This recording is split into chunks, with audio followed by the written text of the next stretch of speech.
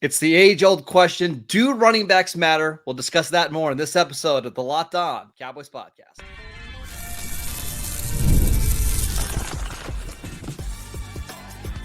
You are Locked On Cowboys, your daily Dallas Cowboys podcast. Part of the Locked On Podcast Network, your team every day. Welcome back to the Locked On Cowboys Podcast, part of the Locked On Podcast Network, your team every day. We'd like to thank you for making us your first listen of the day. Today's episode is brought to you by Gametime. Download the Gametime app, create an account, and use promo code LOCKEDONNFL for $20 off your first purchase. Terms apply. I am your host, Marcus Mosher. You can follow me on Twitter at Marcus_Mosher. Landon is on vacation again this week. Don't worry, he'll be back next week when we go back to 5 days a week. But joining us today is a good friend of the show. And I think, I'm trying to remember, is this like 4 or 5 times you've been on the Locked On Cowboys podcast? Now it's Joey Ickes. Follow him on Twitter at Joey Ickes. You can also listen to him on the Blue Star Lunch Hour with our good friend John Owning. Episodes come out on Tuesday and Thursday. Joey, how you doing, sir? I'm doing well, man. And yeah, I think it is like 4 or 5. I like to joke on the swing tackle when one of you guys are gone. And I also would really like to have Landon's vacation schedule, to be totally honest. Yeah, I mean, trust me. I don't know what his PTO days look like, but I'd like to trade. Yeah, so you're more of a Jeremy Parnell rather than a Cam Irving or we Aaron Bell, we try right? At least. Yeah, we try. All right, so let's get into today's show. We're going to be discussing my favorite topic probably in the world. Do running backs matter? We're going to discuss what parts of their game matter maybe more than others, where the Cowboys rank. But let's just start with a general discussion. How much do running backs matter and how valuable are they in today's NFL, Joey? Well, I think that depends on, what lens you're looking at it through. When you're looking at it through, like, how much do they matter in the process of constructing your roster and how you want to allocate resources to it? The answer to that, and this I think we agree on pretty strongly, is not very much. Like, they are the combination of the low value in relation to the other aspects of the game in terms of creating, things like EPA and things like that at the running back position, whether that's through the running game or the passing game, frankly, it doesn't really create, it's not that much additional through the passing game to running backs than it is to just hand them the ball. So they don't create that much value on the field in their role in and of itself. And then when you think about just the massive amount of guys that there are who are capable of playing this position at a relatively replacement level, NFL level, it creates a situation where from a compensation standpoint, you almost never have to pay running backs anything, and you almost never really have to invest anything, north of like a top 60 or 75 pick in one of those guys. And you can be really good at that position for very little investment. So I think that's the thing that I've always come back to is there's just so many replacement level running backs that you don't need to spend a high pick unless you make the argument that they're so much better than the replacement level. And my problem is I think the NFL has a hard time evaluating and judging which players are so much better than the replacement, but we'll get to that in a second.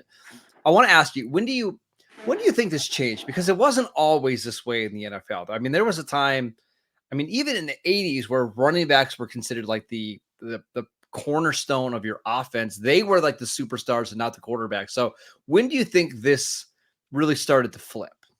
Well, I think it coincides with a lot of different things, right? It coincides with some of the rule changes to make the passing game, easier, more effective, more efficient, higher flying. But I also think it coincides with just a better understanding of the game of football, like at a deeper level from, guys like you and me who are out here digging into this stuff. It's at least starts just because we enjoy it. And then, it turns into more than that as we go. But as we understand what really drives things in terms of success on the field, it becomes easier to say, oh, well, it's all the quarterback versus when it's 1988 or whatever, and Walter Payton's getting 37 carries a game, and that's like 3/4 of the plays that the Bears are running in a game. Walter Payton's a superstar. He's the guy who touches the ball, almost every play. So of course he's the guy that Pat Summerall's saying his name 37 times a game. So of course he becomes really recognizable and a big name. And then you get into, then fantasy football happens in like the early 2000s time. And that really kind of skyrockets running backs from a like recognition standpoint. But then it also, at the same time, people realized, oh, there's lots of running backs out there that can score me close to the same level of fantasy points. And then a lot of that translates over. We see this happen with positions and stuff like that, and ideas from the fantasy football community, because they're looking at this stuff like really nuts and bolts. You're part of that group more than me, but really nuts and bolts, kind of down in the nitty gritty. And then it translates over to, oh, well, if they're all producing, similar yardage totals on a game by game basis, and if the first running back gets hurt, if the best thing for me to do is just go pick up his backup and I'm going to get 80% of the production, why is the guy at the top of the depth chart way more valuable than the second guy if the second guy is going to give me the same thing? And it kind of translates all over that way.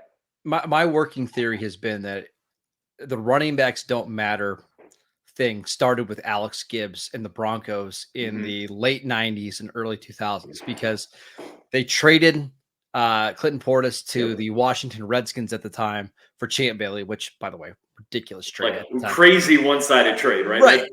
That's up there, right? And Clinton Portis was widely viewed as the best running back in the NFL, and he went to Washington and was awesome. But Denver was able to put in Landis Gary, Mike Anderson, who was a fullback at the time. They put him in the backfield. There was Tatum Bell. Because they had this wide zone offense, right? It just asked less of the running back. You didn't have to have the running back make 5 million jukes in the backfield. They just have to follow their keys, make the cut, and go. I feel like it started then, and now with the NFL, with so many teams using this wide zone offense, it only makes sense that the running back position has become devalued.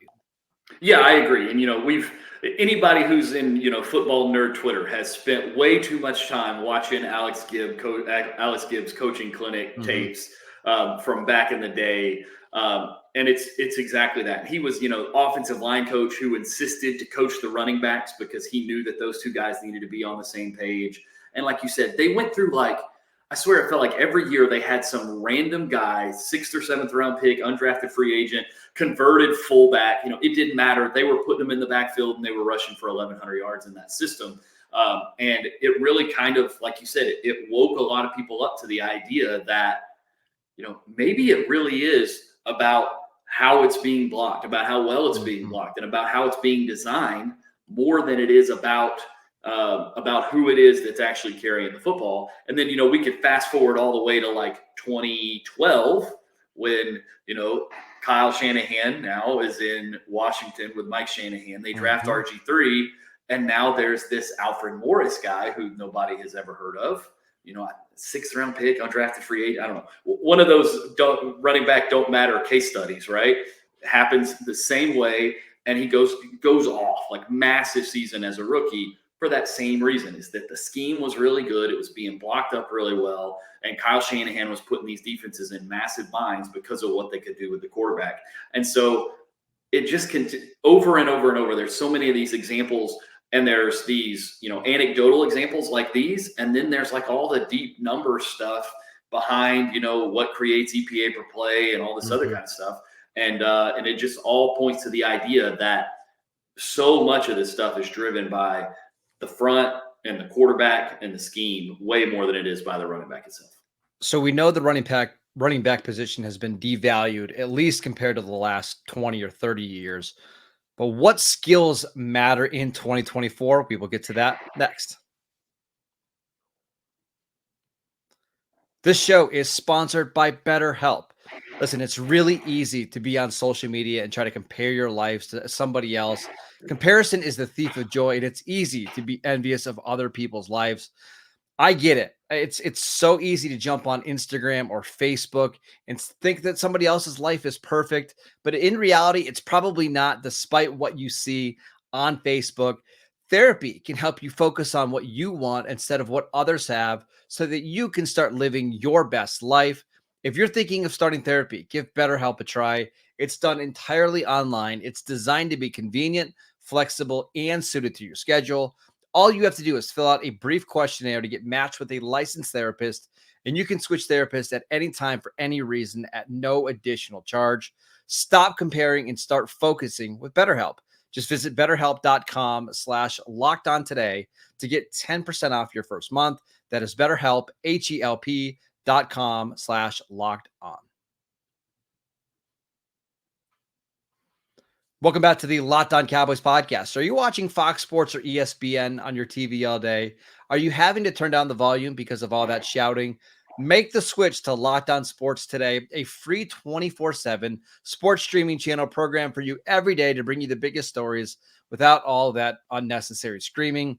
Locked On Sports today brings you can't miss analysis, opinions, and news streaming 24/7 on YouTube or on the free Amazon Fire TV channels app, part of the Locked On Podcast Network, your team every day. All right, we are here with Joey Ickes from the Blue Star Lunch Hour, discussing the value of running backs. Now, Joey, this is the discussion I really want to have. I'm of the belief that if you're going to separate yourself from the pack at the running back position now, speed and big plays is how you do it. But I think you might have a different opinion. What do you value in running backs in today's league? Yeah, I think so. To address the big play thing first, I went to our friends at PFF. So if you disagree with these numbers, you can go thank your employers. There were about 11,700 running back carries, halfback carries in 2023, according to PFF. About 4% of those were what PFF calls a breakaway carry, so a 15-yard carry or more. So about 200 and something carries across the entire league, across the entire season. That 4% rate is basically the same as the Dak Prescott interception rate from 2022 that we spent all year poo-pooing the importance of this 4% of plays. And that happens to be a coincidence. I just looked because I recognized the 4% number. But so many of these carries. So if there's 200 or 400, I don't remember the 4% of those carries, we're talking about just a handful, 1 or 2 carries per game. And we know there's 25, something like that, running back carries per team per game. So the thing to me that, especially in this world where if you get in obvious passing situations in 2023 or 2024 in the NFL, you're screwed. Like, these defensive coordinators have caught up to the point of these obvious passing situations. The pass rusher talent advantage over offensive linemen is too good, or it's too drastic. If you wind up in obvious passing situations regularly, you're screwed. So to me, the most important thing at the running back position is the ability to consistently avoid big negative plays. You just can't be a boom bust running back in the NFL in 2023, 2024, and get a significant number of carries. You can be a boom bust running back and we can drop you in like they were doing with Tony Pollard for the first couple of years before he kind of settled in with some of that stuff. And you can give him 6, 7, 8 carries and he's going to pop one once or twice every couple of games. And it becomes a really big play and everybody gets really excited about it. And it's important. But you can't take that player and give him 18 carries a game because you're going to wind up with 7 second down and 10s or 7 third and 8s because you handed him the ball on 2nd 10 after an incomplete pass because he can't generate that 4, 4.5, 5 yards per carry on a consistent basis. And so for me, especially with teams playing all these light boxes and all this stuff like they're doing now, a running back who can be consistently effective, avoid negative plays when the offensive line does give up give up penetration, avoid the negative play and turn -1 into +2. That 3 yards to me is way more valuable than the difference between a 7-yard run and a 15-yard run, because the 7-yard run is probably a first down in most down and distances. If not, it's 2nd and 3 or whatever. It's favorable down and distance. A 15-yard run is a first down. Like, okay, there's not that much difference between those two. But 2nd and 11 is way different than 2nd and 8. Or sure. 3rd and 7 is way different than 3rd and 4 on those plus and minus plays. So that's kind of where it comes from for me, is that You just cannot afford. The worst thing that I can see from a running back is somebody who consistently gets tackled at or behind the line of scrimmage. If you do that, you're toast. You can't play in the NFL because these defensive linemen are really good. They're going to get penetration. You have to be able to make the first guy miss well enough to get positive yardage or turn a negative play into at least a neutral play, if not a little bit of a positive play. So my answer or response to this is a little bit dependent on the quarterback, which tells you how little I think about the running backs. Because if you have a bad quarterback, I don't necessarily think I want the running back that's just going to keep me ahead of the chains, because over the course of a 13, 14, 15 play drive, something is going to go wrong. Something's going to be blocked poorly. You're going to have a holding call. There's going to be a drop pass, and you just can't rely enough on the guy that's getting 4.5 yards per carry. But if you have a speedster running back like a Devon Achane or a Raheem Mostert, where all of a sudden they can take a play that's blocked for 860 and you score a touchdown, it just makes your quarterback have to do a lot less. But if you are a Patrick Mahomes, a Josh Allen, a Dak Prescott, I think I actually tend to agree with you, because all you want for them is to put your quarterback in advantageous situations where they're not having to play hero ball all the time. Right. So I do think it depends a lot on your offense and your quarterback, but I'm just going to default to give me the guy that has the home run ability, because it just makes life a lot easier if you're hitting one of those 40-yard touchdown runs every other game or so. Yeah, I mean, the thing is that, like, even a 15-yard run, right? Like, Christian McCaffrey, everybody calls Christian McCaffrey the best running back in the league. I don't know how much it matters to be the best running back in the league, but he's the best running back in maybe the best situation in the league in terms of the guy designing the running game, the way they block it up, all that kind of stuff. I think he had 20 15-yard carries last year. The best running back in the league had 20. Yep. And he was at about 7% of his runs went for 15 yards or more.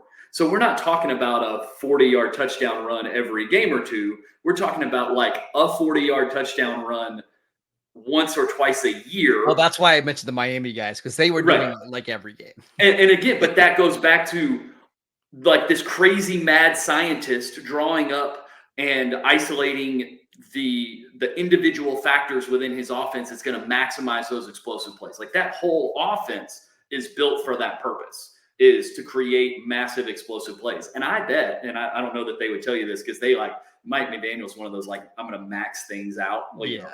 We're going to make his strength stronger, right? Yeah, exactly. So I don't know if he would tell you this, but I think they'd probably benefit from, like, drop a David Montgomery type running back into that scheme in November and December when they start to struggle a little bit, and let him just eat up 4 or 5 yards, and then drop Devon Achane in there and go for the big carry. And the other thing about Achane is he's phenomenal, and was at A&M, phenomenal at avoiding negative plays. So, like, that's the ideal situation, right? Is you get the guy who never has negative plays, but then also is Olympic level track fast that can bust one for 60 at any point. But to me, the 40 and 60-yard runs just happen so rarely for anybody. Like, even the best running backs in the league, the guys, Devon Achane is the big outlier here. 13% of his carries went for 15 yards or more. So probably that guy. Yeah, exactly. But again, that's he had 100-something carries last year. It's not sustainable. The sample size is so small, it's not sustainable. And also, every bit of the situation that he's in is built to max out that particular talent. The speed, that whole offense is built around using speed to just stretch defenses in all kinds of ways and then just slice them up. And so most teams don't have that. And so most teams aren't going to be in a position to maximize that particular player. And you like to use if it's blocked for 8, it goes for 60, or if it's blocked for 7. How many running plays in the league are really blocked for 7 or 8 yards right now? Like, most of them are blocked for 2 or 3, and the running back's getting 4, and away we go. And I need the guy who, when it's blocked -1, will get 3 or 4. And even though the yards after contact stats and stuff like that aren't going to show up as well for those guys, because they're not getting the 55 yards of benefit for the 60-yard run they get, it just, to me, that sustainable. And you made a great point. A lot of it depends on the quarterback and on the passing game, because, and all of this is in the Cowboys context, right? Because this is Locked On Cowboys. The Cowboys are going to generate explosive plays period. The passing game is so good. Dak Prescott, CeeDee Lamb are so good. Brandon Cooks is an explosive play guy. Jake Ferguson for a tight end is a relatively explosive player. They're going to generate explosive plays. They're not hunting for those plays. I need the guy who's not going to put me in a bad situation. And because if I'm in a bad situation, everything changes in the math and all that kind of stuff. But if I can stay at 2nd and 5, Dak Prescott's going to give me more explosive plays than any running back in the league could ever potentially create. I just have some concerns that the Cowboys don't have the running back on the roster that's going to help them get to 2nd and 5. So let's discuss the Cowboys depth chart at the running back position next. This episode is brought to you by Gametime. Gametime is an authorized ticket marketplace of Major League Baseball, which makes getting tickets faster and easier than ever. Prices on the Gametime app actually go down the closer that we get to first pitch. And with killer last-minute deals, all-in prices, views from your seat, and their lowest price guarantee, Gametime takes the guesswork out of buying MLB tickets. Listen, you can save up to 60% off buying last-minute tickets for sports, concerts, theater events, comedy events, whatever is near you, and save even more with exclusive in-app deals on select seats ahead of the game or the event. And get this, you can save even more when you choose a section and let Gametime choose your exact seats. Take the guesswork out of buying MLB tickets with Gametime. Download the Gametime app, create an account, and use promo code LOCKEDONNFL for $20 off your first purchase. Terms apply. Again, create an account, redeem promo code LOCKEDONNFL for $20 off. Download Gametime today. Last-minute tickets, lowest price guaranteed. Welcome back to the Locked On Cowboys podcast. On tomorrow's show, we're going to be looking at some potential head coaching candidates for the Cowboys in 2025, assuming they move on from Mike McCarthy. So make sure you tune in for that. We're wrapping up here with Joey Ickes from the Blue Star Lunch Hour to discuss the Dallas Cowboys running back situation. And Joey, listen, as Mr. Running Backs Don't Matter, I don't get freaked out about the Cowboys running back situation. However, I can't say that I love what they're going into the season with. What do you think? Yeah, I mean, I think it's pretty easy to say, and I don't know the depth charts of every single team at a super intimate level. I know them pretty well, but I think it's pretty safe to say this is the worst running back room in the league right now. I think it's fair. But this is, again, we talked about Mike McDaniel, pushing the lever all the way to the max on the speed stuff, right? This is pushing the lever. John Park is in the star right now, just maxing out the analytics lever of these guys don't matter at all. Just screw it, we'll get by. Which is awesome. If that's really where this is coming from, and you guys have probably talked about the impact of this analytics department more than any of the other content creators out there talking about the Cowboys. If this is them flexing their muscles, saying, look, we can spend $3 million on our entire running back room and get 90% of the production that we got last year, spending $11 million on Tony Pollard. And even before that, when you were spending way more than that on Zeke, right? We can do it at $3 million and get almost all the production, and the offense will still be incredible. Then awesome. This is the right path forward. But I think there are still ways, and you guys, they can get guys in August. I love the conversation you had with Vonch Lombardi last week, where it was like, hey, this fourth guy on the depth chart of, insert team here, is that the best guy in the Cowboys running back room? The answer is probably yeah. So that just goes to show, you don't have to panic about this right now, but there's lots of room for them to get better. And I think they should. I think that there's a lot of, again, it goes, I'm going to make Landon really happy here. I think they might should just give the ball to Hunter Lepke 15 times a game. Especially think about it through my lens of what I'm looking for from this offense. He's going to pass protect. He's going to catch the ball when you throw it to him on checkdowns. He's going to get you 3, 4, 5 yards when you need to get 3 or 4, 5 yards. He's going to be hard to stop in short yardage. Really, that's really what I need to function on offense with a quarterback at Dak Prescott's level. I think they probably, it's going to sound bad, I think they probably think of Zeke as essentially that guy. We can hand him the ball 12 times a game. He's going to get, even last year in New England, terrible offensive situation, offensive line's a mess, no quarterback to speak of. He averaged almost 4 yards a carry, which, to be fair, not good at all. But I think he had 36 of his carries last year, and he didn't have very many. He had less than 200 carries. So something like 15 or 20% of his carries were with 1 to 3 yards to go. So again, and he converted at a very high rate last year on short yardage carries. If he does that again this year, I think they'll be okay, because Dak will go get the 8 yards. He'll go get the 15 yards. Yeah. And Zeke has consistently been very good at avoiding the -1, avoiding the -2. Again, Ezekiel Elliott in 2024 is not what you want in an NFL running back. You want more than that out of a running back. But in the context of a really good passing game, I think you can get by with Zeke getting 12 carries and Rico Dowdle getting, 10, and then, throw the ball to Deuce Vaughn once or twice or something like that.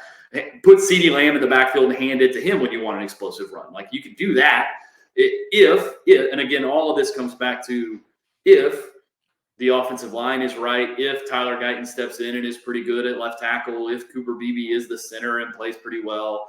If you put a fake NFL center like Brock Hoffman in at center and Tyler Guyton struggles at left tackle, now, none of it really matters. It doesn't matter. You could have Christian McCaffrey in the backfield and it wouldn't matter. But they're not very good at running back right now. I just don't know how much it matters. And this is kind of the maxed out version of testing.